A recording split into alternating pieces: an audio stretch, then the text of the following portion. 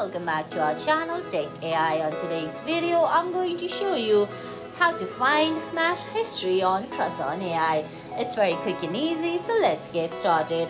First of all, open the Crushon AI app on your phone. If you don't have the app yet, you can get it from Google Play Store or the Apple App Store. Once you do that, go ahead, launch the app, then sign in. Now on the screen you can see options like Explore, Search, Create, Messages and your profile. Stay on Explore. Under Explore you're gonna find 3 categories: Smash, Explore and Memories. Tap on Smash. Under Smash at the bottom you're gonna find 3 icons: Cross, Chat and Smash. If you go to top right corner, you're gonna find a small icon with a heart in between a box. If you tap on it, there's a smash history. And guys, that's it. That's how you find your smash history on Crushon AI. I hope you found this video helpful.